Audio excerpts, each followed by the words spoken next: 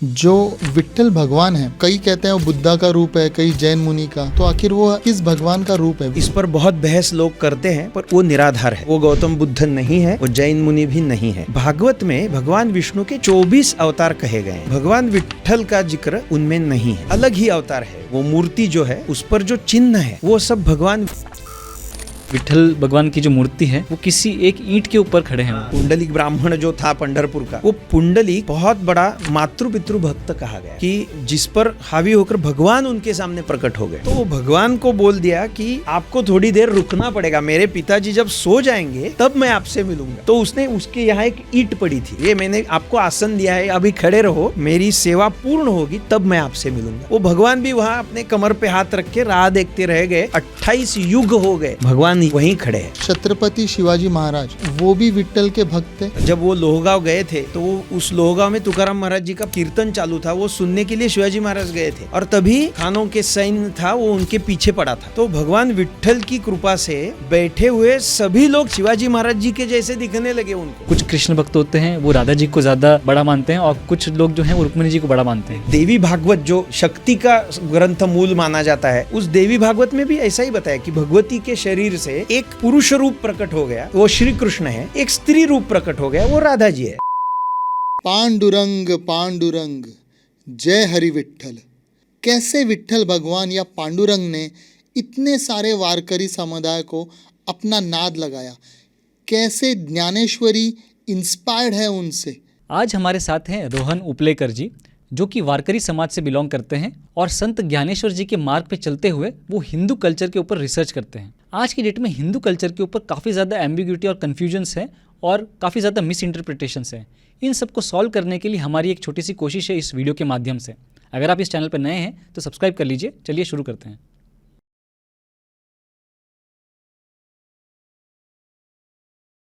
रोहन जी, जो विट्ठल भगवान है वो एक्चुअली किस भगवान का रूप है? क्योंकि मेन तो हमारे हिंदू में 3 ही भगवान हैं, तो कई कहते हैं वो बुद्धा का रूप है, कई जैन मुनि का, तो आखिर वो किस भगवान का रूप है? विट्ठल रुक्माई विट्ठल भगवान, इनका नाम ही बहुत अलग है, जिसका जिक्र किसी भी पुराण में नहीं है।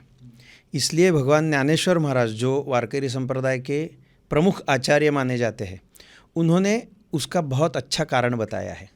उन्होंने कहा है कि मूर्ति 24 वेगड़ा, वो तो है भगवान विष्णु, निस्संशय वो भगवान विष्णु का ही रूप है।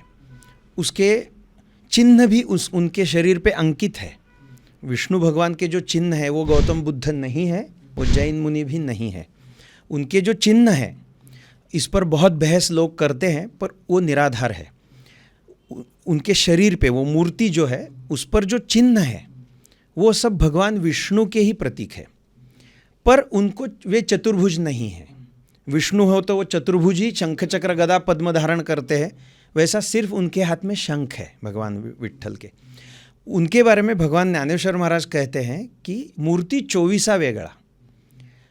ऐसा क्यों कहा है? तो भागवत जो ग्रंथ है, श्रीमद् भागवत, जो वैष्णवों का प्रमुख ग्रंथराज माना जाता है और पुराणों में भी सबसे श्रेष्ठ भागवत को माना गया है। विद्यावताम भागवते परीक्षा ऐसे कहा जाता है कि जो ज्ञानी हैं उनकी भी भागवत के अभ्यास में परीक्षा होती है, उनको भी कठिनाइयाँ आती है। जो पूरे ज्ञानी हैं, जिनका अभ्यास हुआ है, संस्कृत का हो या धर्मशास्त्र का, वो भी भौचक के रह जाते हैं। इतना वो अच्छा ग्रंथ है जिसे भागवत कहते हैं। भागवत में भगवान विष्णु के 24 अवतार कहे गए हैं।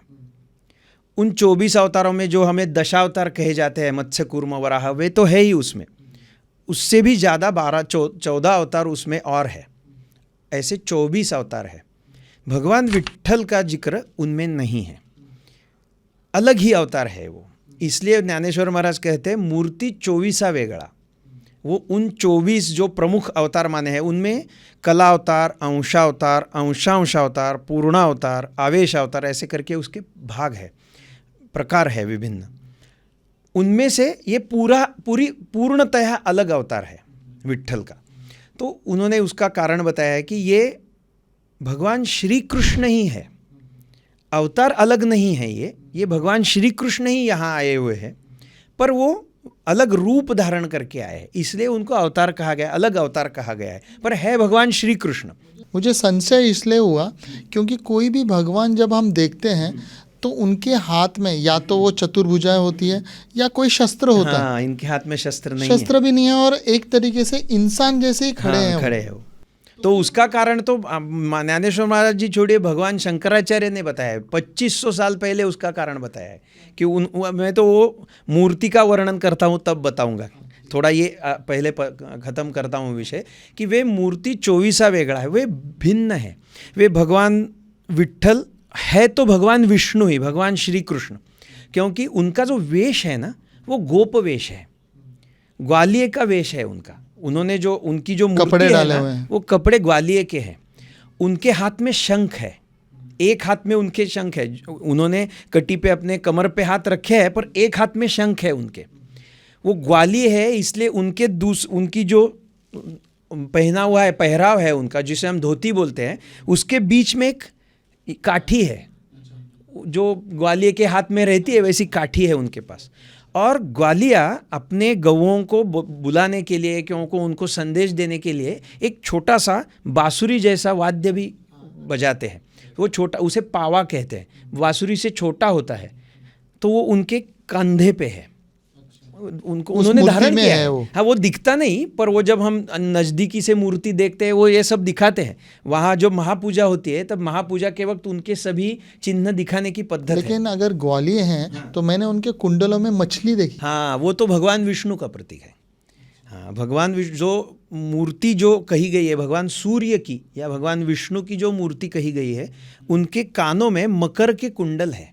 उसका आध्यात्मिक अर्थ भिन्न है, पर वो मकर यानी मासा, तो वो मछली के कुंडल है उनके कानों में, तो ये अलग है थोड़ा सा। इसीलिए तो वो ज्ञानेश्वर महाराज उनको वेगड़ा कहते हैं। ये भिन्न अवतार, इसका कहीं जिक्र भी नहीं है और इसका हम एक ऐसे साँचे में नहीं बैठा सकते इसको, इतना उसमें बहुत कुछ है। लेकिन फिर ये अलग अवतार लेने की ज़रूरत ही क्या है विष्णु भगवान को? ये भी उन्होंने बताया है। वो कह रहे हैं ज्ञानेश्वर महाराज, नेणो ब्रह्म मार्ग चुकले, उघडे पंढरपुरा आले, भक्ते पुंडलिके देखिले, उभे केले विटेवरी। ऐसा उन्होंने उसका कारण बताया है कि ये साक्षात परब्रह्म है, पर ये भक्ति सुख के लिए आए हैं। इनको किसी असुर का नाश नहीं करना है, इनको किसी धर्म की प्रतिष्ठापना नहीं करनी है, इनको अपने भक्तों का प्रेम अनुभव करना है। इसीलिए इनके हाथ में शस्त्र भी नहीं है। प्रेम जब होता है तो शस्त्र की जरूरत ही नहीं पड़ती। जहाँ प्रेम नहीं होता वहाँ शस्त्र से कुछ हमको अपनी इच्छा का हम दूसरों पर लादते हैं, पर प्रेम हो तो लादने की जरूरत ही नहीं पड़ती। ये उनको उनके रूप में दिखाया गया है कि वो प्रेमावतार है भगवान विट्ठल। ये अपने भक्तों का प्रेम अनुभव करने के लिए, इनकी मूर्ति आप देखेंगे तो भगवान विट्ठल के माथे पे जो मुकुट है ना, वो शिवलिंगाकार मुकुट है। हाँ, तो वो जो मुकुट है वो डोम शेप है, वो शिवलिंग है एक्चुअली। तो उसका कारण ज्ञानेश्वर महाराज, रामदास स्वामी महाराज आदि संतों ने बताया है कि ऐसा कहीं देखा नहीं होगा कि विष्णु की मूर्ति है पर माथे पे शिवलिंग धारण किया है। तो ये हरिहरैक्य भी है। ये जो संप्रदाय है वारकरी संप्रदाय, ये अद्वैताधिष्ठित संप्रदाय है। जितने भी हमारे वैष्णव संप्रदाय हैं वो अपना अपना मत मानते हैं। द्वैत, विशिष्टाद्वैत, द्वैताद्वैत, ये सब उनके वैष्णवों के मतवाद है, थॉट। हाँ, उसका उन्होंने अच्छी तरह से एक्सप्लेनेशन भी किया है। हर एक आचार्य ने अपने अपना मत का उत्तम विश्लेषण किया है।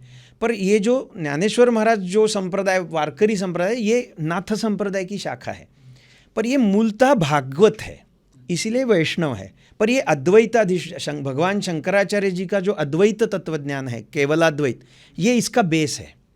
तो इसमें ऐक्य है, भगवान से एकरूप होना इसका चरम लक्ष्य है इस संप्रदाय का। तो अभी जो ये मूर्ति है भगवान विट्ठल की, वहाँ ऐसा दिखाया गया है कि ये भक्तों का सुख अनुभव करने के लिए आए, भक्तों का प्रेम अनुभव होने के लिए। तो भगवान विष्णु के सबसे श्रेष्ठ भक्त भगवान शिव जी है, और भगवान शिव जी के सबसे श्रेष्ठ भक्त भगवान विष्णु हैं। उनमें भेद नहीं है। हरिहरा भेद नाही करू नये वाद, ऐसा तुकाराम महाराज का एक अभंग है। उसमें वे कहते हैं इनमें भेद क्या है, सिर्फ वेलांटी का भेद है। एक हर है, एक हरि है, बस इतना ही भेद है, उसमें कुछ भेद नहीं है। नामदेव महाराज जो वारकरी संप्रदाय के संत होते हुए भी उत्तर भारत में जिनका बहुत बोलबाला है, जिनके अभंगों का समावेश गुरु ग्रंथ साहिब में भी है, वो जो नामदेव महाराज है, नामदेव महाराज कहते हैं कि ये दोनों ने अपनी आपस में बांट लिया है। कैसे बांट लिया है? तो भगवान शिव जी की भक्ति करने के लिए भगवान विष्णु पार्वती बन के उनसे ब्याह किया है, और भगवान विष्णु की भक्ति करने के लिए शिव जी ने लक्ष्मी बन के उनसे विवाह किया तो है। इसी में एक सवाल अभी ऐसा आता है कि इस विठोबा की मूर्ति के बाजू में जो रुक्मणी है वो आखिर कौन है? वो उनकी पत्नी है भगवान की, वो तो कृष्ण है वो ना। कृष्ण की ही तो अवतार वहाँ है। सिर्फ रुक्मिणी नहीं है, पंढरपुर में 3 मूर्तियां पीछे है, वो बाद में बनाई गई है। वो भगवान विट्ठल की मूर्ति को भगवान स्वयंभ कहा गया है, वे किसी ने बिठाए नहीं है, उनकी स्वयंभू है। प्रतिष्ठापना नहीं हुई है। हाँ, वो अपने आप प्रकट हुए ऐसा माना जाता है, और उसके भी ऐतिहासिक भी कुछ मिलता नहीं है उसका, कब से ये मूर्ति है वहाँ, इसका मिलता नहीं। मंदिर जो आज है वो साधारण से 11वीं शताब्दी से है, उससे उसके शिलालेख है वहाँ। तो ये 1000 वर्ष से तो वो मंदिर है आज जो दिखता है। वो अफजल खान जब आया था शिवाजी महाराज पे सवारी करने, तब उसने उस मंदिर का भंग किया था, पर मूर्ति नहीं फोड़ सका, वो मूर्ति छिपाई गई थी तब। हाँ, ये भी मूर्ति छिपाई गई थी, और तुलजा भवानी की मूर्ति भी छिपाई गई थी। वो तो चल मूर्ति है, वो अभी भी आसन से निकलती है, तो वो तो निकाल के रख दी, दूसरी मूर्ति रख दी थी जिसको उसने फोड़ा। पर विट्ठल जी के यहाँ तो मूर्ति छिपाई गई थी। तो मूर्ति जो है वो भगवान विट्ठल की, वो हरिहरैक्य मूर्ति है। वहाँ शिव जी भी है और विष्णु जी भी है। क्यों? तो भगवान शिव जी का प्रेम देखकर भगवान विष्णु इतने अभिभूत हो गए कि उन्होंने उनको मस्तक पे धारण किया, मस्तक पे बिठा लिया। हम जो बोलते हैं ना कि अरे ये इसको तो माथे पे बिठा लिया है, तो इतना प्रेम व्यक्त किया उन्होंने कि उनको माथे पे बिठाया। इसलिए वो शिव जी का शिवलिंग भगवान पंढरीनाथ के मस्तक पे है। और ये ज्ञानेश्वर महाराज भी कहते कि भक्ति देखो नी लाचा वाला, उन्होंने अपने मस्तक पे धारण किया। अब हम बोलते हैं ना कि ये इसको तो सिर पे बिठा लिया है, इतना प्रेम कि वो शिव जी को सिर पे बिठा लिया उन्होंने। तो ये हरिहरैक्य है इसमें मूर्ति में। तो लेकिन हम ये भी देखते हैं कि विट्ठल भगवान की जो मूर्ति है वो किसी एक ईंट के ऊपर खड़े हैं वो। तो इसके पीछे क्या है? वहाँ विट्ठल जी क्यों आए हैं इसके बारे में मैं बताता हूँ। उसके 3 लोक कथाएं हैं, इसका कोई जिक्र कहीं नहीं है पुराणों में, पर ये सालों से सदियों से यही कथाएं बताई जाती है। ये 3 है। थोड़ा मैं पहले आपका प्रश्न का उत्तर पूरा कर देता हूँ जो रुक्मिणी के बारे में बताया गया है। तो वो भगवती रुक्मिणी ये श्री कृष्ण की पत्नी है। तो वो विट्ठल तो भगवान श्री कृष्ण का ही रूप है ना, गोपवेश है उनका, और गोपवेश में सिर्फ एक ही अवतार हुआ है भगवान का, जो श्री कृष्ण है, जिसे हम संप्रदाय में, वारकरी संप्रदाय में परिपूर्णतम अवतार कहते हैं। गर्ग संहिता नाम का एक ग्रंथ है। गर्ग मुनि जो थे वो यादवों के कुलगुरु थे। तो वो भगवान श्री कृष्ण का जो कुल है उसके कुलगुरु गर्ग मुनि थे। उन्होंने गर्ग संहिता लिखी है जो अवेलेबल है अभी भी। उसमें जो भगवान श्री कृष्ण का चरित्र आता है वो थोड़ा भागवत से अलग है, और वो ऑथेंटिक है क्योंकि उन्होंने ही सब सामने देखा था, जो देखा था वो उन्होंने लिखा है। इसे गर्ग संहिता कहते हैं। गर्ग संहिता में जो अवतारों का क्रम बताया गया है उसमें सबसे श्रेष्ठ अवतार परिपूर्णतम कहा गया है। सुपरलेटिव डिग्री है वो, परिपूर्ण की भी सुपरलेटिव डिग्री, परिपूर्णतम। तो ये भगवान विट्ठल, भगवान श्री कृष्ण, ये सभी वैष्णव अवतारों के परिपूर्णतम अवतार है। तो वही भगवान विट्ठल करके वहाँ प्रकट हुए हैं। तो उनके साथ उनकी पत्नी, उनकी शक्ति है ना, वो पत्नी तो वो उसका लौकिक रूप है, पर एक्चुअली रुक्मिणी उनकी शक्ति है। तो शक्ति और शिव, या शक्ति और उनका, जिसकी शक्ति है वो और उसकी शक्ति अलग नहीं रहते। सूर्य और उसका प्रकाश अलग नहीं रहते। हम ये सूर्य और ये इसका प्रकाश है ऐसा नहीं कह सकते, सूर्य ही उसमें उसका प्रकाश है। वैसे वो भगवान विट्ठल है, उनकी शक्ति रुक्मिणी है, तो उनके साथ उसकी भी पूजा की जाती है। और ये संप्रदाय युगल संप्रदाय है। जैसा वैष्णवों का जो वृंदावन के संप्रदाय है, ये युगल संप्रदाय कहे जाते हैं। इसमें श्री कृष्ण और राधा जी दोनों के उपासना के पद्धत है। वैसे ही वारकरी संप्रदाय ये युगल संप्रदाय है। इसीलिए उनके गंध में भी नीचे कुंकु है, लाल रंग का कुंकुम नीचे तिलक लगाया जाता है, और ऊपर भगवान विट्ठल का प्रतीक जो बुक्का है वारकरी संप्रदाय में, जो काले रंग का ये होता है बुक्का, तो वो बुक्का ऊपर लगाया जाता है। ये युगल संप्रदाय, ये दोनों का अभी आया हुआ है। आप जो 3 कहानियां बता रहे हैं वो बताइए, लेकिन मैं उससे पहले अभी उनको जो गंध लगाते हैं उसी के ऊपर एक सवाल आ रहा है कि जो गंध का सिंबल है वो आज के तारीख में गूगल ने उठाया हुआ है फॉर मैप, गूगल मैप। तो वो जो सिंबल है, ये कुछ सिंबॉलिक था कि उनका नहीं, ये जो सिंबल आज लगाया जाता है ना, उसका तिलक के जो ग्रंथ है जिसमें तिलक का महात्म्य कहा जाता है, जो संप्रदाय भिन्न भिन्न आप देखते हैं, भिन्न भिन्न संप्रदाय के भिन्न भिन्न रीति के तिलक होते हैं। किसका गंध होता है, कहीं कुंकु होता है, उसमें कुंकुम होता है, कहीं वो पीले रंग का गंध होता है। ये उनके संप्रदाय के जो विचार प्रणाली है उससे आता है। पर ये जो भगवान विट्ठल का जो गूगल के लोकेशन मैप का जो सिंबल लोगो है, जैसा है ना, हाँ। तो इसका संप्रदाय में भी कहीं जिक्र नहीं है। ये बाद में कहीं तो उसमें ऐड हुआ है, पर गूगल से पहले आया हुआ। Obviously. ये तो सच क्योंकि ये है, बहुत गूगल पहले ने से यहाँ मैं ही से देख रहा उठाया हूँ। ये तो सच है पर वो पहले आया है। पर ये वारकरी संप्रदाय जो वैष्णव संप्रदाय है उसमें ऊर्ध्व पुंडरी कहा गया है, ऊपर उठने वाला जो गंध लगाते हैं ना, वही संप्रदाय का गंध है। इसीलिए भगवान पंढरीनाथ के माथे पे वैसा लगता है, पर जो वारकरी भक्त है वे अपने मस्तक पे ऊर्ध्व पुंड्र लगाते हैं, चंदन का या गोपी चंदन का। जो गोपी चंदन की मिट्टी मिलती है ना, उसका गंध लगाने की पद्धत है। और उसके बीच में बुक्का लगाया जाता है, काले रंग का टीका होता है, उसे बुक्का कहते हैं। तो उसका भी महात्म्य है अलग। ये ऐसा कहा जाता है कि जैसे एक अभी जिसकी शादी हुई है, वो सुहागन अपने पति के नाम से माथे पे कुमकुम लगाती है, लाल कलर का, वैसे हम भगवान को हमारा सब समर्पित किया है, हम उनके दास है, इसलिए उनके रंग का जो काला टीका है वो माथे पे लगाया जाता है। अपने को भी वो सीखा है कि मैं उनका हूँ, और जो देखने वाला है उनको भी सीखे कि ये भगवान विट्ठल का अनुयायी है। तो विष्णु भगवान इतने काले रंग में क्यों आए? वो तो मतलब वो थोड़ा क्या है, और देखिए हमारे गुरुजी परम पूज्य शिरीष दादा कवड़े महाराज ने उसका कारण बताया। वे संप्रदाय वारकरी और दत्त संप्रदाय के अध्वर्यु है। उन्होंने ऐसा बताया था कि काला रंग क्या है, वो सबको समाता है, उसमें जो जाता है वो उसी के रंग का हो जाता है। वैसे भगवान विट्ठल है, जो उनमें समाता है वो उनके ही स्वरूप हो जाता है। ये अद्वैत का प्रतिपादन है यहाँ, इसीलिए वो काले हैं। पर उनका नाम है पांडुरंग। पांडुरंग का मतलब होता है सफ़ेद रंग वाला। नाम तो है सफ़ेद रंग वाला, दिखते हैं काले। तो ये जो इसका भेद है ना, ये ऐसा है कि वे सफ़ेद रंग के नहीं है, एक्चुअली वो है काले रंग के। पर सफ़ेद रंग से ही सब प्रिज्म निकलता है। 7 रंग जो है वो सफ़ेद रंग से ही निकलते हैं और सब समाते हैं काले रंग में। इसका प्रतीक उनका नाम पांडुरंग है, पर है वो काले रंग के। और काला रंग का मतलब है जहाँ से कुछ भी आओ, कुछ भी लाओ, इसमें समा जाएगा।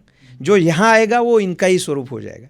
इसलिए एक ऐसा वारकरी संप्रदाय के महात्माओं का ऐसा कथन है कि जो पंढरपुर के जो भगवान विट्ठल है, उनका प्रेम बहुत बड़ा पिशाच है। ऐसे कहते हैं, उनका प्रेम एक बड़ा पिशाच है। वो जो आएगा उसको उसका झपट लेगा और अपना ही कर देगा। पंढरीचे भूत जबर मोठे, आल्या गेल्या झड़पी वाटे, ऐसा उनके कहावत है वारकरी संप्रदाय में। ये तो वो जो उन्होंने पंढरीनाथ को भूत नहीं कहा है, उनके प्रेम को भूत कहा है। अभी आप वो कहानियां बताइए, जो 3 कहानियां जिसके वजह से विट्ठल जी हैं। पहली कहानी जो सर्व प्रचलित है वो पुंडलीक की कहानी है। पुंडलीक का जिक्र पुराणों में आता है, पुंडरीक करके या पुंडलीक करके आता है। वो पुंडलीक बहुत बड़ा मातृपितृ भक्त कहा गया। वो अपने माता पिता की इतनी सेवा करता था कि जिस पर हावी होकर भगवान उनके सामने प्रकट हो गए, कि इतनी सेवा बड़ी की थी। पर पहले वो ऐसा नहीं था। वो अपने माता पिता की कुछ भी सेवा नहीं करता था। उनका उनको बहुत कठिनाइयाँ झेलनी पड़ती थी उसकी वजह से, क्योंकि वो अपनी पत्नी का सुनता था और माँ और बाप को बहुत तंग करता था। एक बार वो काशी यात्रा जा रहा था पुंडलिक, तब जो वो पुंडलिक ब्राह्मण जो था पंढरपुर का, तो वो काशी यात्रा जा रहा था।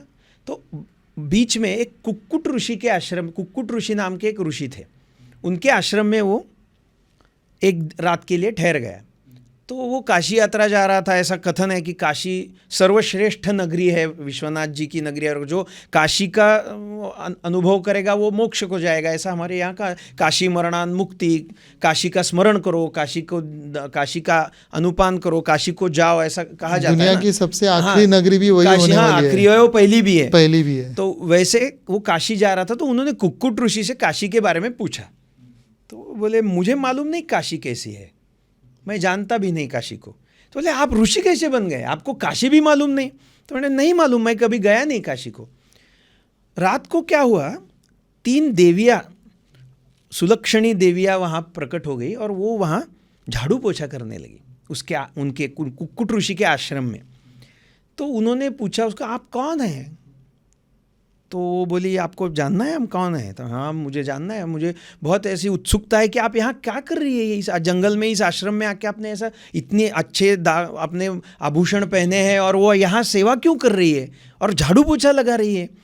तो उन्होंने बोला, हम तीनों श्रेष्ठ नदियाँ हैं, मैं गंगा हूँ जो काशी में है, ये सरस्वती है और ये यमुना है, तो आप यहाँ क्यों आती है? तो बोले, हमें स्नान करके हमें जो पाप डाला जाता है वो हमारा पाप नष्ट करने के लिए हम कुक्कुट ऋषि की सेवा करते हैं। मैडम इनके आश्रम में सेवा करेंगे तो हमारा वर्ण बदलेगा। आप देखो, वो आई तब वो काले रंग की दिख रही थी और जो उन्होंने सेवा पूर्ण की तो वो पूरे शुभ्र रंग की हो गई और वो स्वच्छ होकर निकल पड़ी।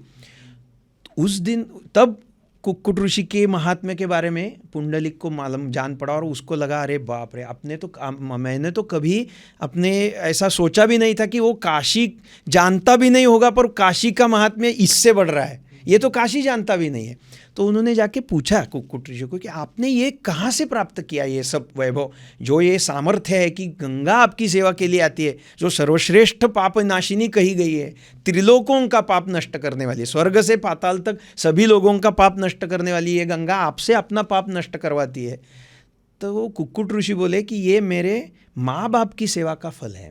मैंने आज तक सिर्फ मेरे माँ बाप की भगवत स्वरूप जान के, वो मेरे पिताजी भगवान है, मेरी माँ भगवान है, ऐसे करके उनकी अनन्य निष्ठा से सेवा की है, उसका फल है, बाकी मैंने कुछ किया नहीं है।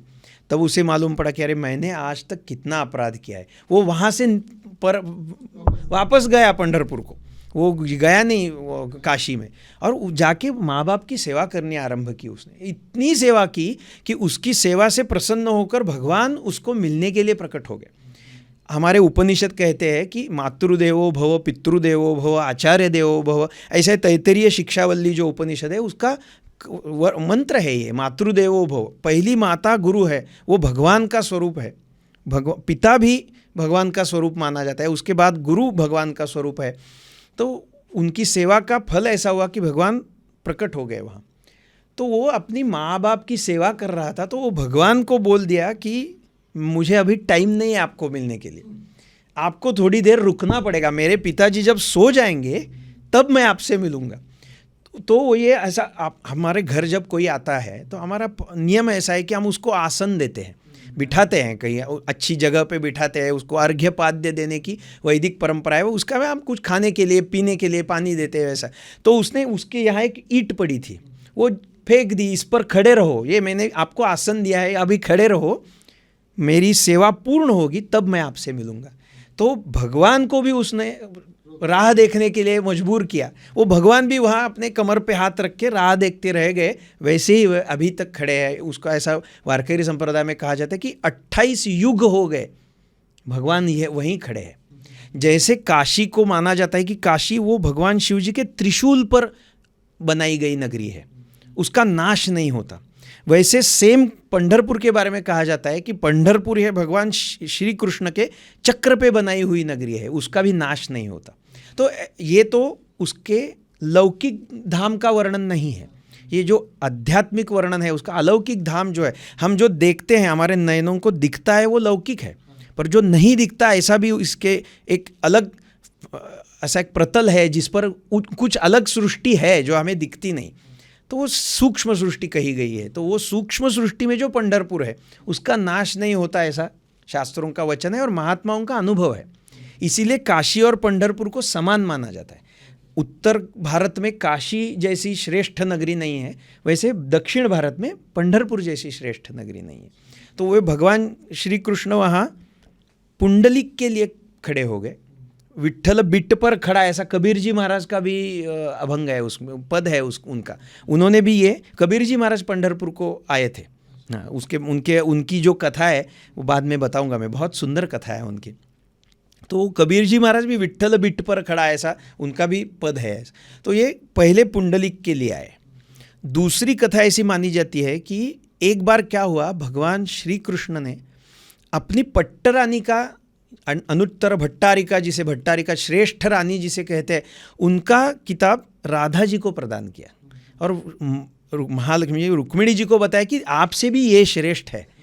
उसका उनको क्रोध आया और वो निकल पड़ी वहाँ से, और उनको मनाने के लिए भगवान पंढरीनाथ पंढरपुर को आया ऐसा, इसीलिए उनके मंदिर में रुक्मिणी नहीं है। बाकी जगह आप जब देखेंगे शिवजी और पार्वती जी साथ खड़े रहते हैं, विष्णु नारायण हो तो नारायण के साथ लक्ष्मी जी खड़ी रहती है, लक्ष्मी नारायण का मंदिर हो, यहीं कहीं वहाँ, यहाँ पंढरीनाथ एक अकेले खड़े हैं, रुक्मिणी का पीछे अलग मंदिर है। और उसका सच में ऐसा है कि वो जो रुक्मिणी जिनके लिए वो आए थे, वो लखूबाई करके अलग मंदिर है पंढरपुर में, वो सामने है नदी के, चंद्रभागा नदी जो है भीमा नदी, उसके तट पर लखूबाई करके लक्ष्मी का मंदिर है, और उसके पीछे पंढरीनाथ है। वो उनको मिलने के लिए, उनको मनाने के लिए आए हैं, ऐसी दूसरी कथा है। और तीसरी कथा ऐसी है कि वेंकटेश्वर का जो अवतार हुआ, भगवान बालाजी का जो अवतार हुआ, बालाजी वेंकटेश्वर बालाजी, तो बालाजी तो हनुमान जी को भी कहा जाता है उत्तर भारत में। ये जो वेंकटेश्वर है, उनके अवतार में उन्होंने पद्मावती को अपनी रानी बनाया। तो वो पद्मावती को रानी बनाया तो रुक्मिणी जी को, लक्ष्मी जी को उसका पसंद नहीं आया, इसलिए वो वहाँ से निकल पड़ी और उनको मनाने के लिए पंढरीनाथ आए, ऐसी भी कथा प्रचलित है। ये तीनों ही लोक कथाएँ हैं, पर सच में वो भगवान पंढरीनाथ वहाँ भक्तों का प्रेम सुख, भक्तों की भक्ति का अनुभव करने के लिए ही प्रकट हुए हैं। लेकिन इनके अवतार में और श्री कृष्ण के अवतार में ऐसा कोई शास्त्रों में लिखा है कि कितना अंतर है? पहले नहीं, क्या है, ये तो पंढरीनाथ का अवतार तो पहले कलयुग का माना गया है। इसका वैवस्वत मनवंतर का जो चालू है, हमारी ज्योतिषीय गणना जो है, वैदिक गणना, उसके हिसाब से देखेंगे तो ये वैवस्वत मनवंतर है, 7वां मनवंतर चालू है। इस 7वें मनवंतर में 28 युग हो गए हैं, 4 चतुर्युग अभी तक हो गए हैं, 7 चतुर्युग अभी तक हो गए हैं। तो वो पहले चतुर्युग में भगवान पंढरीनाथ वहाँ खड़े प्रकट हुए, तो अभी तक वही है ऐसा माना जाता है। संप्रदाय के संतों का ऐसा कहना है, वारकरी संप्रदाय। पर ये क्या है, इसका हम ऐतिहासिक दृष्टि से कुछ नहीं दे सकते, देखना भी नहीं चाहिए इसके बारे में। रोहन जी, आप बहुत बार वारकरी संप्रदाय ऐसे करके संबोधित कर रहे हैं, बहुत बार ये शब्द आया, तो आखिर महाराष्ट्र में सभी वारकरी होते हैं? कैसे होता है वारकरी संप्रदाय, मतलब क्या? क्योंकि जनरली जो हमें दिखते हैं जाते हुए, वो साईं बाबा को ही लोग जाते हैं, जो एक साथ मिलके जाते हैं। तो क्या वारकरी संप्रदाय के भी लोग ऐसे चल के जाते हैं? वो पहला तो ये सिस्टम जिन्होंने डाली है वो वारकरी संप्रदाय के ही लोग हैं।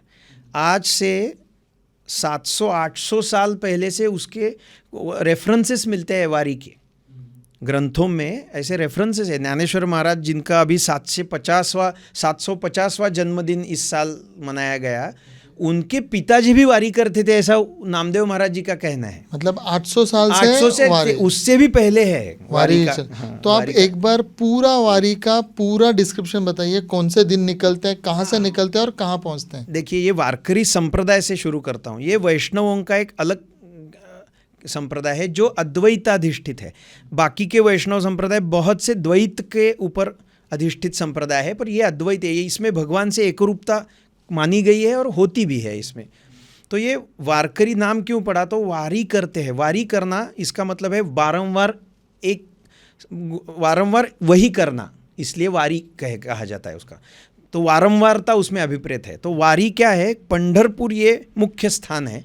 तो अपने गांव से निकल के विविक्षित दिन को, या जैसे कार्तिकी एकादशी, आषाढ़ महीने की एकादशी को, कार्तिक महीने की एकादशी को, और हर मास की एकादशी को घर से निकलकर उस दिन पंढरपुर तक चल के भगवान का नाम लेते हुए, भजन करते हुए जाने का, इसको वारी कहते हैं। चाहे वो मुंबई में रहे, कहीं भी, अपने घर से निकल के जाने का, एकादशी के दिन वहाँ पहुंचना है। हाँ, वहाँ पहुंचना है। तो उसमें क्या होता है, जो अपने अपने गाँव, जहाँ तक दूर अंतर जितना हो उतना ज़्यादा चलना पड़ता है, पर रोज़ थोड़ा थोड़ा करके भजन करके भगवान का नाम लेते हुए सब मिलके जाते हैं। तो वो जो ग्रुप होता है उसे दिंडी कहते हैं। उसके भी बहुत सिस्टम है उसमें। उसके आगे ध्वज लेके खड़े रहते हैं, वो भगवे रंग का ध्वज होता है, बीच में सब वो करताल बजाने वाले होते हैं, वो एक मृदंग बजाने वाला होता है ताल देने के लिए। तो कई महिलाएं अपने माथे पे मटका लेके चलती है, तो पानी पीने की ज़रूरत पड़ेगी ना चलते वक्त, तो वो मटका लेके चलती है। कुछ महिलाएं माथे पे तुलसी का पौधा लेके चलती है, ऐसा उसका दिंडी करते हैं उसको। आप फोटो में या वारी के फोटो या वीडियोस देखते होंगे तो उसमें आपको दिखेगा ये दिंडी है। तो ये अपने गांव से निकल के पंढरपुर तक जाने का इसको वारी कहते हैं।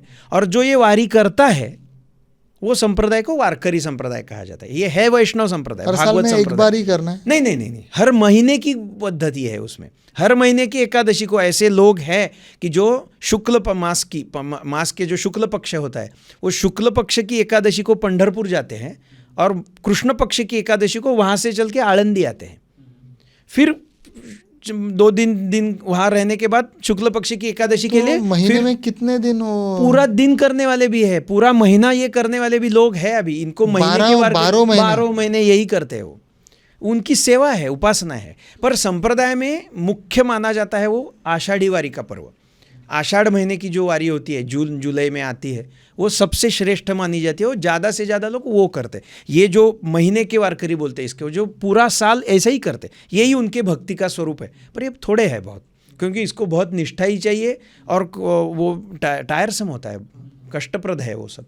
पर ये थोड़े लोग हैं वारकरी संप्रदाय के जो वारी हर महीना करने वाले, ये कम है। कुछ लोग उसमें थोड़ा सा जो चल के नहीं जा सकते वो अभी गाड़ी से जाते हैं। पर एकादशी को शुक्ल पक्ष की एकादशी को पंढरपुर जाने आषाढ़ी एकादशी में तो इतनी लाइन लग जाती होगी। हाँ। तो इतने वारकरी जाते हैं तो उन्हें कैसे दर्शन मिलता होगा?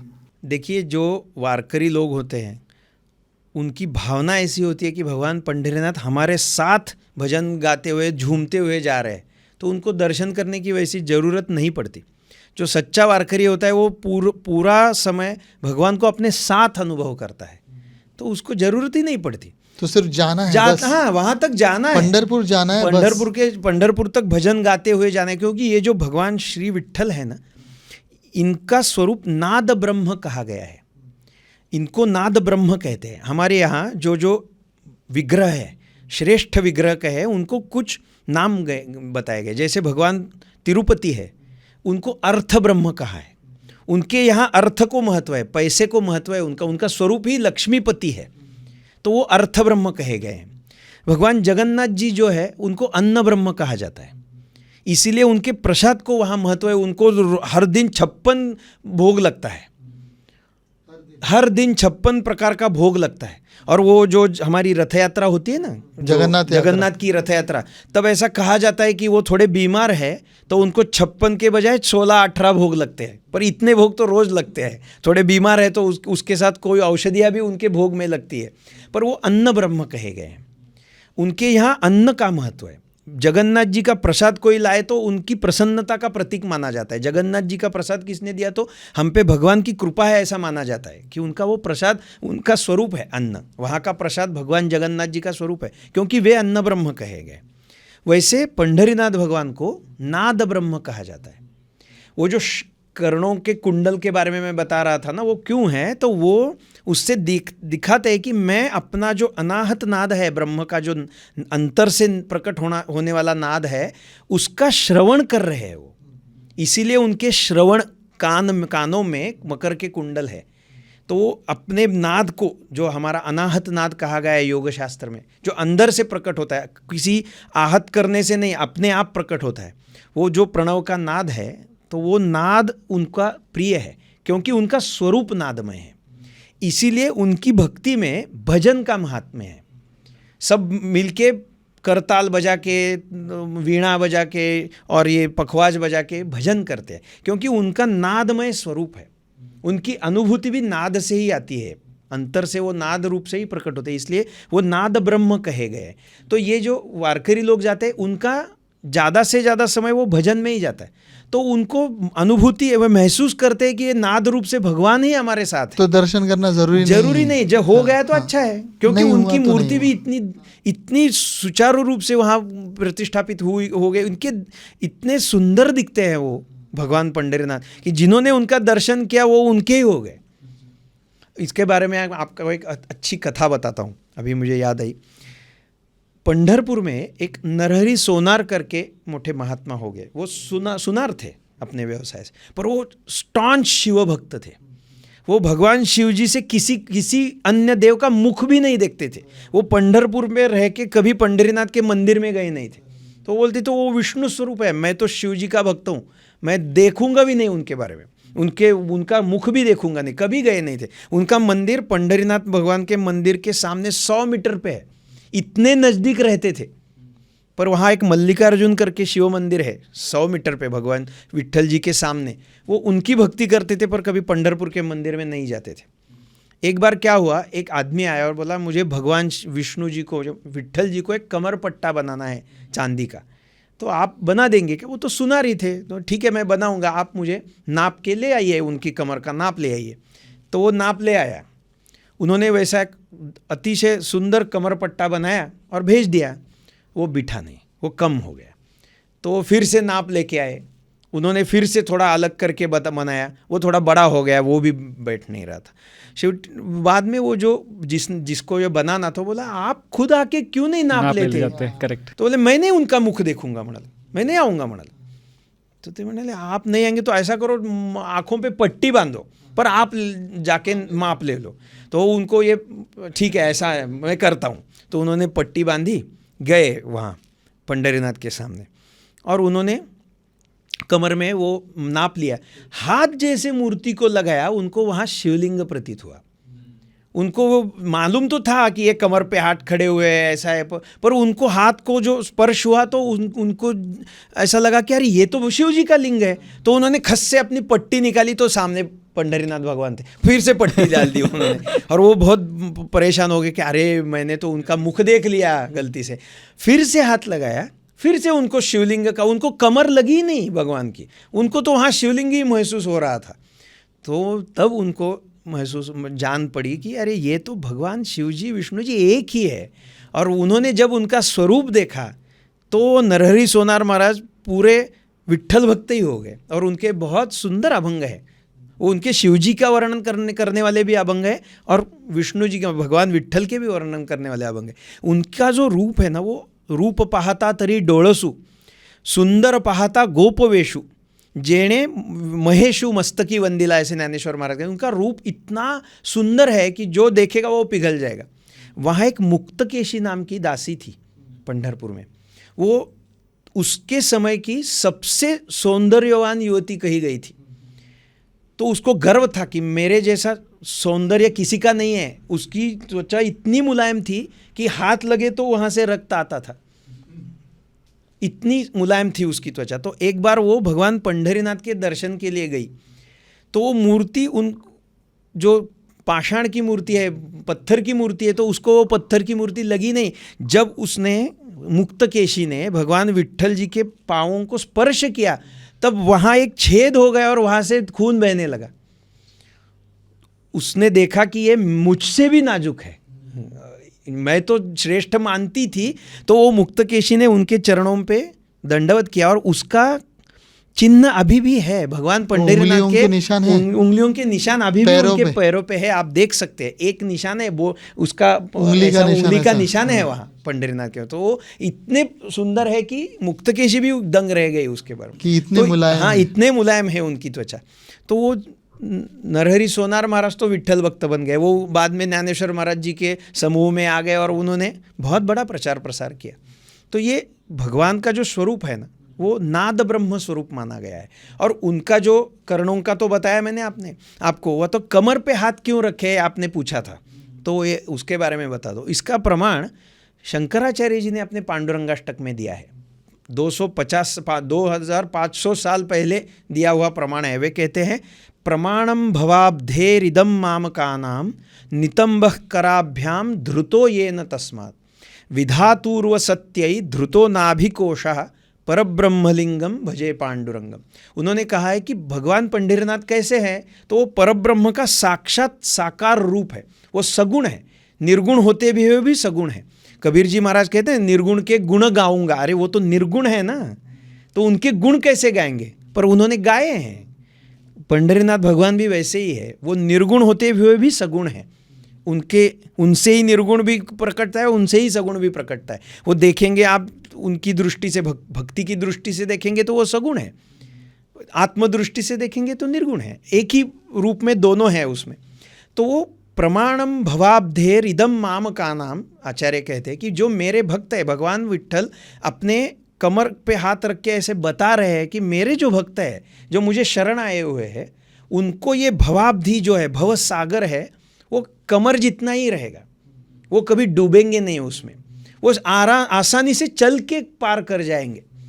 उसके लिए नौका की ज़रूरत नहीं, नाव की ज़रूरत नहीं, कुछ ज़रूरत नहीं। मेरे नाम के आधार से और मेरी कृपा से उनको इतना ही पानी रहेगा। भवसागर जिसमें कोई भी डूब जाता है, ऐसा वर्णन है शास्त्रों का कि ये माया का सागर ऐसा है कि इसमें भला अच्छा महात्मा भी, तपस्वी भी डूब जाता है, तो उसमें उसको कुछ नहीं होगा। मेरा जो भक्त है, प्रमाणम भवाब्दे रिदम मामकाना नितंबः कराभ्याम धृतो ये न, उनको ये कमर इतना ही गहराई, इसकी कमर इतनी ही रहेगी, ऐसा भगवान विष्णु विट्ठल जी अपने रूप से बताते हैं। तो मुझे जो शरण आएगा वो आसानी से भवसागर पार जाएगा, इसके लिए उन्होंने कमर पे हाथ रखे। तो रोहन जी, वारकरी समाज को क्या तब के छत्रपति शिवाजी महाराज वो भी मानते थे और वो भी विट्ठल के भक्त थे? हाँ, मानते थे, क्योंकि उनकी जो माता जी थी जीजाबाई, उन्होंने उन पर जो बचपन में संस्कार किए थे, उनमें बहुत ही संतों के संस्कार ज़्यादा हुए थे।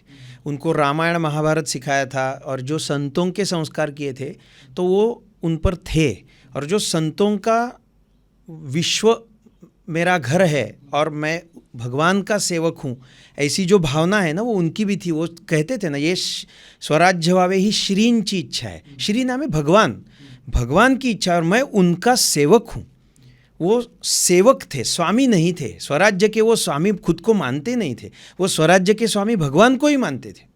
तो क्या वो वारकरियों के साथ गए कभी? हाँ, वारकरियों को उन्होंने संरक्षण दिया है, पंढरपुर को दिया है। ज्ञानेश्वर महाराज जी के दर्शन के लिए आनंद, उनकी जो समाधि है उसके दर्शन के लिए आळंदी को जाते थे। तुकाराम महाराज जी का उनसे साक्षात्कार हुआ था, रामदास जी महाराज से उनका साक्षात्कार हुआ था। तुकाराम महाराज जी का कीर्तन सुनने वो लोहगांव गए थे। वहाँ का एक प्रसंग है वैसा कि जब वो लोहगांव गए थे, लोहगांव जो पूना का एयरपोर्ट है ना, वो लोहगांव में है, तो वो उस लोहगांव में तुकाराम महाराज जी का कीर्तन चालू था, वो सुनने के लिए शिवाजी महाराज गए थे। और तभी वो जो खानों के सैन्य था वो उनके पीछे पड़ा था, वो वहाँ पहुँच गए शिवाजी महाराज को ढूंढने के लिए।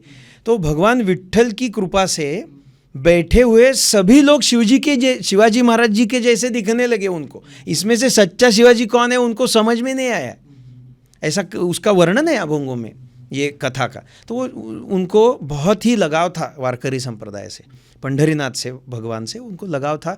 उन्होंने तब जो सनद दी जाती थी, दान दिया जाता था, वो सभी ये संप्रदायों को उन्होंने दान दिए, उसके नोंदी है, मिलते हैं उनके रेफरेंसेस। तो वो शिवाजी महाराज तो मानते ही थे, क्योंकि देखिए वारकरी संप्रदाय ये महाराष्ट्र की अस्मिता है, उनके खून में ही वारकरी संप्रदाय बहता है। तो शिवाजी महाराज तो हिंदवी स्वराज्य के संस्थापक थे, तो उनके बारे में उनका तो प्रेम था ही, उनका ही नहीं, वो सभी उनके काल के जो छत्रपति शिवाजी महाराज के जो आगे वंशज हो गए, पेशवे हो गए, वो सबका वारकरी संप्रदाय से लगाव था। सभी ने सभी संतों के स्थानों को तब के कुछ सनदा वगैरह दिए हैं, हाँ, मंदिर वगैरह बांधने के लिए। आळंदी का जो छत्रपति ज्ञानेश्वर महाराज का मंदिर है ना, उसका अंबेकर देशपांडे करके एक शिवाजी महाराज के सरदार थे, उन्होंने ही बांधा हुआ मंदिर है। और आपको मालूम होगा छत्रपति शिवाजी महाराज के बाद जो मराठी सैन्य के सबसे सेनापति, सबसे श्रेष्ठ सेनापति माने जाते हैं वो महादजी शिंदे। उन्होंने पानीपत का भी बदला लिया था। वो महादजी शिंदे खुद वारकरी थे, उनके गले में माला थी, वो खुद को ज्ञानेश्वर महाराज का सेवक बताते थे। उनकी रचनाएं अवेलेबल है, उनकी वारकरी संप्रदाय के तत्वज्ञान का बखान करने वाली रचनाएं अवेलेबल है महादजी शिंदे की। उनकी समाधि पुणे में है, वानवडी करके एरिया है जो पुणे से सोलापुर जाते वक्त, वानवडी ये छोटा सा सबर्ब है पुणे का, वहाँ उनकी समाधि है। आज भी ज्ञानेश्वर महाराज की जो पालकी जाती है पंढरपुर को, वो उनकी समाधि के सामने रुक के वहाँ आरती होती है और उनका मान रखा जाता है, क्योंकि उन्होंने किया है वैसा संप्रदाय। वो खुद को पंढरीनाथ का सेवक कहते थे। फिर भी देखिए कैसे ये इनकी अहिंसा ऐसी बेगड़ी अहिंसा नहीं है, झूठी अहिंसा नहीं है। उन्होंने क्या, अहिंसा धर्मे हिंसा तथैव च, अहिंसा की व्याख्या है। अहिंसा कैसी है, सबके बारे में अहिंसा है, पर धर्म के बारे में वो हिंसा भी अहिंसा ही कही गई है। वो उन्होंने करके दिखाया है। धर्मे हिंसा तथैव च, अहिंसा परमो धर्मः धर्मे हिंसा तथैव च, ऐसा श्लोक है। हमें आधा ही बताया गया है आज तक, झूठी अहिंसा बताई गई है। इनकी नहीं है झूठी अहिंसा। इन्होंने उतने ही चाव से युद्ध लड़े हैं जितने चाव से उन्होंने रचनाएं की हैं संप्रदाय की। जितने चाव से, जितने प्रेम से उन्होंने भगवान की भक्ति की है, उतने ही प्रेम से वैसी ही सेवा करके उन्होंने सेवा समझ के युद्ध भी किया है। जो धर्म का विरोध करने आए थे उनको काट डाला है उन्होंने। ये सच्ची अहिंसा वारकरी संप्रदाय नहीं बताई है। इसे अहिंसा कहते हैं। एक गाल सामने करो, कोई तमाचा मारना है तो दूसरा भी ले लो, इसको अहिंसा नहीं कहते। ये झूठी अहिंसा है, हमें पढ़ाई गई झूठी अहिंसा है। ये संप्रदाय, वारकरी संप्रदाय ने जो अहिंसा बताई है, ज्ञानेश्वर महाराज ज्ञानेश्वरी में कहते हैं कि भगवान श्री कृष्ण जब अर्जुन जब हत हो गया, परास्त हो, देख अपने स्वजन देख के वो नैराश्य में चला गया कि अब मैं कैसे युद्ध करूं, तब भगवान श्री कृष्ण के मुख में ज्ञानेश्वर महाराज जी ने ऐसे सुंदर ओवी डाली है, जिसे ओवी कहते हैं ज्ञानेश्वरी की चौपाई बोली आप समझ में आए तो वो उसमें कहते हैं कि जांभया पसरे मुख, जमाई देने के लिए मुंह खोला और उसमें अमृत आके गिरा। ये जैसा हो गया है वैसा ये संग्राम देख पातला से। तुमने जमाई देने के लिए मुंह खोला है और उसमें अमृत गिरा है। इच्छा भी नहीं थी और कल्पना भी नहीं थी कि अमृत मिलेगा। वैसे हो गए उसीना घाई झुंझावे। अब ऐसा युद्ध करो और सब शत्रुओं को काट डालो, ऐसा भगवान श्री कृष्ण के मुख में माऊली जी ने ओवी डाली है उसमें।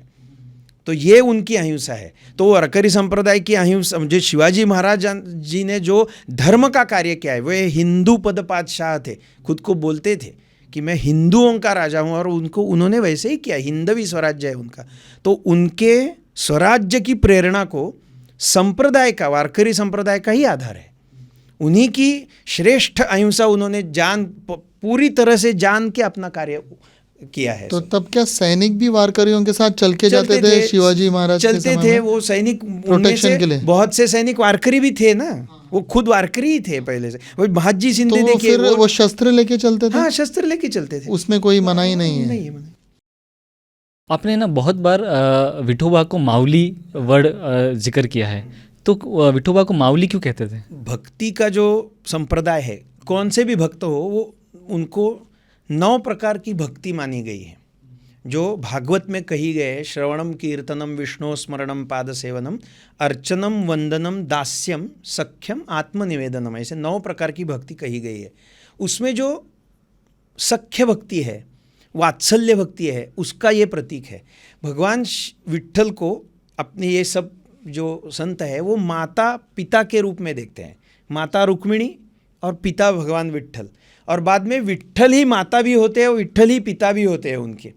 इसीलिए उन्होंने उनको माऊली कहा गया। माऊली ये मराठी का वर्ड है। इसका मतलब है सैकड़ों माओं का प्रेम जिसमें अभिभूत है, घनीभूत हो गया है, वैसी माता को, जिसका स्वार्थ रहित है। अपनी जो लौकिक अर्थ से आप देखेंगे तो माता के दिल में भी कुछ स्वार्थ रहता है कि आगे जाके ये मेरी सब खातिरदारी करेगा, मेरी सेवा करेगा, ऐसा थोड़ा सा स्वार्थ रहता है, जो गलत नहीं है।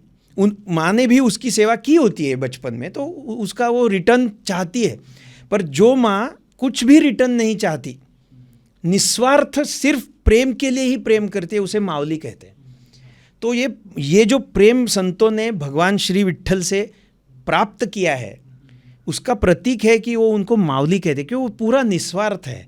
भगवान का कोई स्वार्थ नहीं है उसमें प्रेम करने में, इसीलिए ये संतों का भी प्रेम निस्वार्थ है। उनको माऊली है। ये पंढरीनाथ, इसे विठू माऊली कहा गया। वो विट्ठल भी नहीं, विठू माऊली कहते हैं उसको। मैं ना पंढरपुर गया था, तो एक रेस्टोरेंट में जो ओनर से थोड़ा झगड़ा हो रहा था, एक वारकरी का, वो झगड़ा भी माऊली करके कह रहे थे। ऐसा ही होता है। वारी जो होती है ना हमारी, वहाँ किसी को हमें गाली देनी हो तो शुरुआत माऊली से ही करते हैं। माऊली करके बड़े गाली देते हैं आगे, क्योंकि उनको इतना तो जहन में बैठ गया है कि सब भगवान का स्वरूप है।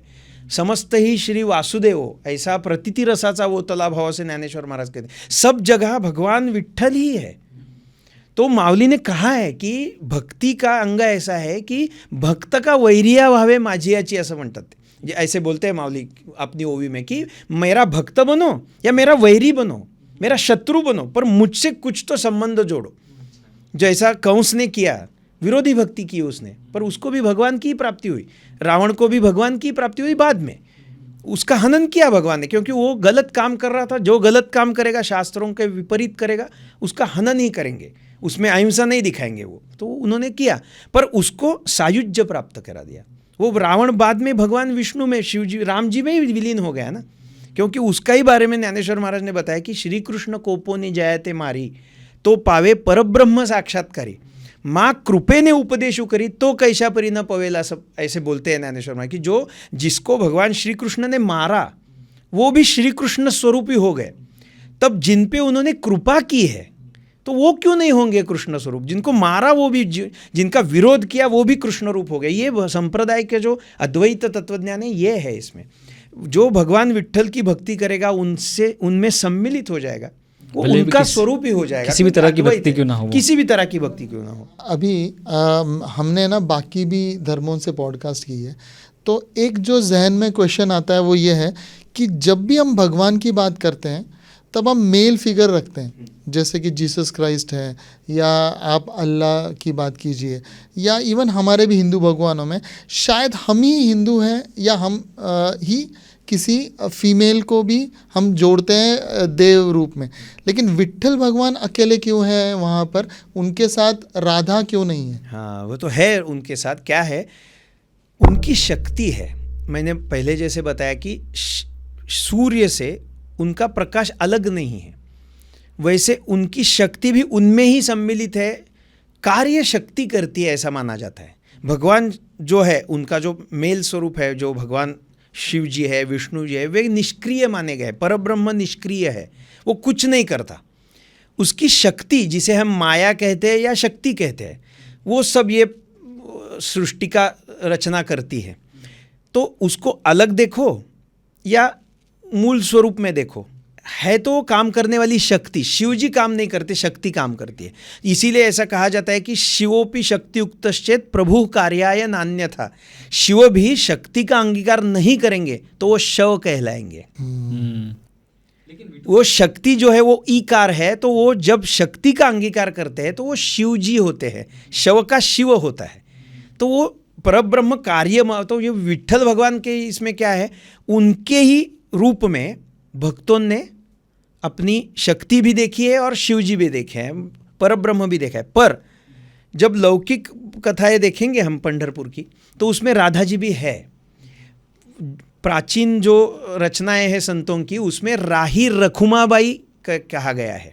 रखुमाबाई यानी रुक्मिणी और राही यानी राधा जी, वो उनमें भी है. वहाँ पंढरपुर में भी उनके पंढरीनाथ भगवान के मंदिर के पीछे तीनों देवियों के मंदिर है. एक रुक्मिणी का सबसे बड़ा मंदिर है पंढरपुर के पीछे, मंदिर के पीछे, साथ नहीं है वो, पीछे. उनकी बगल में सत्यभामा का मंदिर है, जो श्री कृष्ण की दूसरी पत्नी थी सत्यभामा, उसका भी मंदिर है. और अलग इसमें राधा जी का भी मंदिर है. हाँ, ये तो युगल संप्रदाय है ना, इसमें शक्ति शिव दोनों, शक्ति और भगवान और उनकी शक्ति दोनों हैं.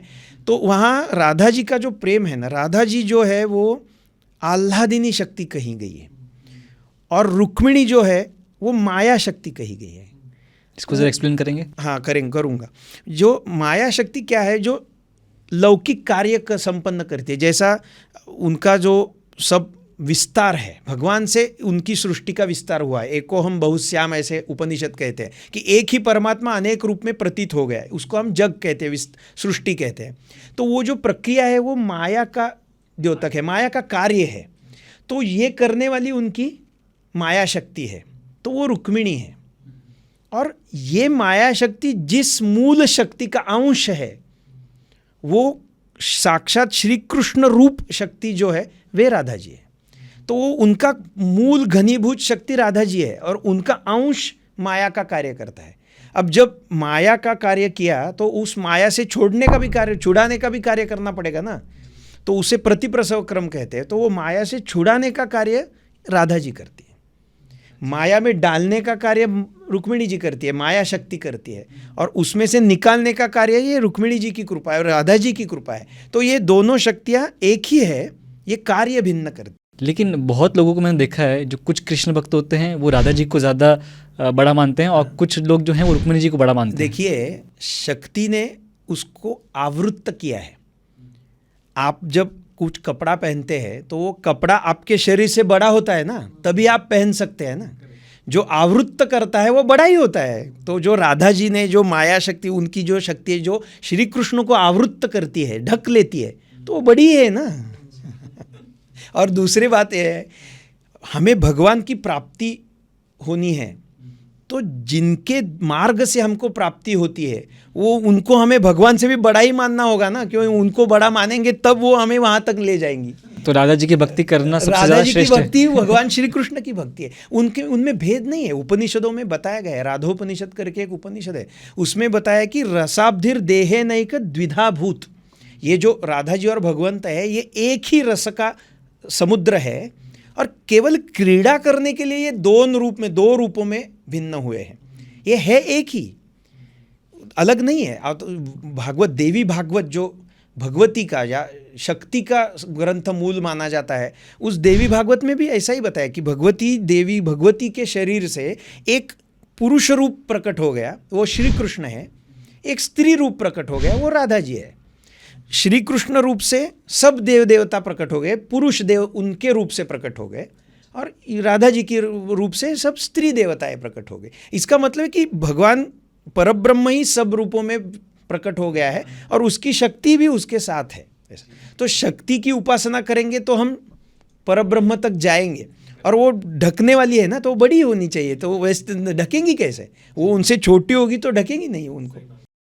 मैंने ये भी देखा है, बहुत लोग जो पंढरपुर जाते हैं उनके साथ कोई ना कोई मिराकल्स होते हैं या कोई ना कोई ऐसे चमत्कार होते हैं कि सबको आके बताते हैं वो। तो ऐसा क्या है वहाँ पर जो ऐसे चमत्कार सबको दिखने मिलते हैं? ये भक्ति का प्रभाव है।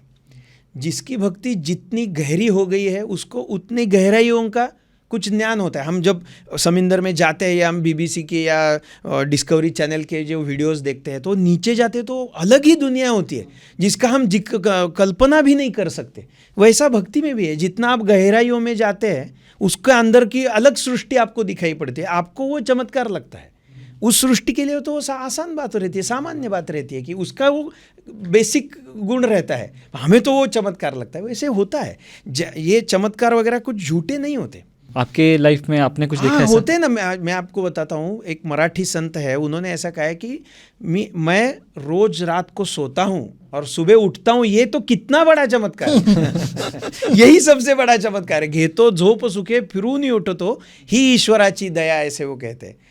छोटी छोटी बातें होती है, वे भी चमत्कार ही हैं, पर हमको बड़ा चमत्कार कुछ चाहिए होता है। हाँ, हमें हमारे सामने भगवान श्री कृष्ण प्रकट हो जाए तो हम चमत्कार मानेंगे, ऐसा नहीं हो सकता।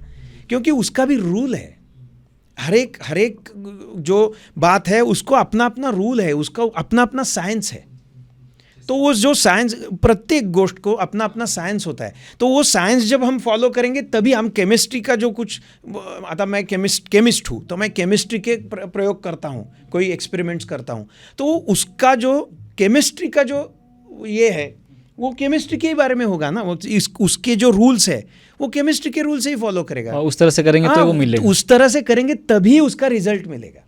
मैं उसमें नहीं, मैं ऐसा नहीं करूंगा, मैं ऐसा ही करूंगा बात हो, तो उसका रिजल्ट नहीं मिलेगा। तो चमत्कार भी उनके साथ ही होते हैं। चमत्कार होते हैं भक्तों के बारे में। चमत्कार मैंने ऐसे देखे हैं, चमत्कार वारी में देखे हैं चमत्कार, और लोगों के सुने भी है। क्योंकि मैं उसी मार्ग पे रहता हूँ। मेरा जो गांव है फलटन, वो वारी के मार्ग पे ही है। तो वहाँ पड़ाव रहता है 2 दिन का, 1 दिन का, वारकरियों का, दिंडियों का। तो सुनने को आते हैं, बहुत चमत्कार सुनने को आते हैं। और वो कैसा होता है, देखिए, चमत्कार ये निजी बात होती है। आपको जो चमत्कार लगेगा मुझे नहीं लगेगा, और मुझे ऐसा होता है मैं कैसे विश्वास करूं? अब मैंने तो अनुभव ही नहीं किया तो मैं विश्वास कैसे करूंगा? ऐसा होता है। पर वो जो उसके लिए वो सत्य रहता है। ऐसे आते हैं। ऐसा कोई एक बता सकते हैं जो आपको हमेशा याद रहता है? अब देखिए, वारी में हम जब चलते हैं ना, तो हमें बहुत ही ऐसे एक्स्ट्रा कुछ देखिए, जैसा हम कहते कि अलग किस्म का अनुभव आता है, कुछ तो अलग है जो मेरी सृष्टि का नहीं है, ऐसा अनुभव आता है। हमारे जो गुरुदेव थे मामा जी महाराज करके, वो वारकरी थे, उन्होंने 50 साल वारी की थी अपने लाइफ के 75-76 साल में 50 साल तो उन्होंने वारी की थी। और वो भगवान विट्ठल जी का दर्शन उन्होंने किया था, साक्षात प्रकट होकर विट्ठल जी ने उनको दर्शन दिया था। तो उनकी जो उत्तराधिकारी शिष्या थी परम पूज्य सौ शकुंतलाताई आगटे करके, उन्होंने भी 19 साल में देह त्याग किया। तो उनके बारे में एक ऐसा चमत्कार हुआ था, मैं आपको बता देता हूँ। वो आषाढ़ी एकादशी के दिन पंढरपुर में भगवान विट्ठल जी की रथ यात्रा होती है। वो रथ यात्रा में लोग ऐसा करते हैं कि उन पर वो सब फूल वगैरह फेंकते हैं, क्योंकि वो रथ में बिठाई गई होती है मूर्ति, नीचे से हम फेंकते हैं। तो पंढरपुर में या वारकरी लोगों में क्यों ये खजूर की जो खारिक बोलते हैं ना उसको, तो वो खारिक अर्पण करने का विधि है, खारिक फेंकते हैं वो। तो वो खारिक तो लगेगी तो उसको उनको दुख होगा। तो ये ताई जी क्या था, उनका ऐसा अधिकार था कि उनको मूर्ति नहीं दिखती थी, उनको साक्षात भगवान का चिन्मय स्वरूप दिखता था। तो उनका अधिकार था, उन्होंने अपनी साधना से वो प्राप्त किया था। तो वो जब जाती थी, पंढरपुर गई थी अपने गुरुदेव के साथ, मामा जी के साथ, तो उन्होंने देखा कि लोग भगवान पंढरीनाथ को ये खारिक बोलते हैं वो फेंक के मार रहे हैं। तो उनको इतना दुख हुआ कि वो मामा जी से बोली, मामा ये कैसे हो, इनको कितना लगता होगा, जोर से फेंक रह गए, इनको इनके पाँव को जख्म हो जाएगी उसकी, वो कैसे सहन कर पाएंगे, वो तो इतने नाजुक है, इतने सौंदर्यवान है उनको। तो मामा जी बोले, अभी अब ऐसा मत करो, तुम थोड़ा शांत हो जाओ, हम सोचेंगे उसके बारे में। क्योंकि क्या है, उनकी भक्ति अलग होती है। सामान्य लोग तो वहाँ देखेंगे मूर्ति है, मूर्ति को क्या लगता है, उसमें तो क्या अस्तित्व नहीं, चैतन्य नहीं है, ऐसा उनको प्रतीत होता है। पर जो संत है उनको उनमें चैतन्य दिखता है। तो क्या वो मामा जी ने उनको साथ लिया और वो पूना के लिए निकल पड़े उसी दिन। तो आगे एक श्रीपुर नाम का छोटा गांव है पंढरपुर अकलूज के बीच में, सोलापुर हाईवे पे। तो वो श्रीपुर के यहाँ एक शुगर फैक्ट्री है, अभी भी है वो वहाँ पहुँचने के बाद वो मामा जी, वो उनको इतना उसका ऐसा फील हो रहा था कि वो रो रही थी ताई जी। तो मामा जी उनको बोले कि अभी तुम मत रो, तुम ऐसा करो, तुम्हें ऐसा लग रहा है ना कि भगवान विट्ठल जी के पाँव को लगा है, उनको उसका कोई जख्म वगैरह हो जाएगा, तुम ऐसा करो, वहाँ पानी के नल थे क्या शुगर फैक्ट्री के सामने, तो बोले तुम वहाँ से थोड़ा पानी लेके आओ और हमारे पाँव पर डालो, तो तुम्हें थोड़ी शांत हो जाओगी कि उसका असर कम हो जाएगा जो लगा है उसका। तो वहाँ से पानी लेके आई ताई जी, और उन्होंने जब मामा जी के चरणों पे वो पानी डालने को उद्यत हो गई, जब ने उन्होंने डाला तब उनको दिखाई पड़ा कि मामा जी है ही नहीं, उनकी जगह साक्षात भगवान विट्ठल उभे खड़े हैं। और वो विट्ठल जी के पाँव पे, और विट्ठल जी ने बोला कि हमें नहीं लगा, आप इतना रो मत, हम सहन करते हैं भक्तों का प्रेम, हमारा उनका प्रेम है हम पे। और ऐसे चमत्कार होते हैं, उनको दर्शन हुआ तभी भगवान श्री विट्ठल जी का। तो ऐसे, पर उसके लिए अधिकार चाहिए, उसके लिए सेवा चाहिए, साधना चाहिए। होता है, मैं जो कहूँगा कि मैं साधना वगैरह कुछ नहीं करूँगा पर मुझे अनुभव चाहिए, तो साधना हम घर में रसोई बनाते हैं उसमें भी नहीं होगा, कुछ कष्ट करेंगे तो रसोई मिलती है। इतनी सादी बात है, जो हर रोज करते वो भी कष्ट से ही बनते, तो साधना तो बनेगी ना। रोहन जी, आपके इस सारे बातों से हमें ये तो क्लियरिटी मिल गई कि विट्ठल भगवान आखिर रूप किसका है, और आखिर वारकरी समाज इतना पागल क्यों है विट्ठल भगवान के पीछे, और कैसे वो डेडिकेशन आज तक उन्होंने मेंटेन किया है। इवन आपसे बातें करके ये भी पता चला हमें कि एक्चुअली वो जो डायमेंशन, 4th डायमेंशन है, जो हम साधारण लोग जिन्होंने कभी भी इतने डेडिकेशन से, डिवोशन से वो अनुभव नहीं किया है, उन्हें समझ भी नहीं आएगा ये चमत्कार। और वो सही किया आपने कि वो आपने चमत्कार के रूप में नहीं बताया, क्योंकि वो समझ के परे है। जब तक आप खुद वारकरियों के साथ चल के विट्ठल भगवान को नहीं देखते, वो चमत्कार आपको दिखने ही नहीं वाला, और उस बिलीव के साथ और कन्विक्शन के साथ नहीं आते तो आप उस डायमेंशन को समझ भी नहीं सकते। अब मैं अगले पार्ट में आपसे ये जानना चाहूँगा कि जो हमारे 3 सबसे बड़े महाराष्ट्र के संत हुए हैं, उन्होंने ये कैसा एक्सपीरियंस किया, और उनके बारे में और भी जानना चाहेंगे। तो पार्ट 2 में मिलते हैं। Thank you for giving us, enlightening us with such wonderful knowledge Vitthal भगवान के बारे में और ओवरऑल हिंदू शास्त्र के बारे में। शुक्रिया, बहुत थैंक यू। धन्यवाद।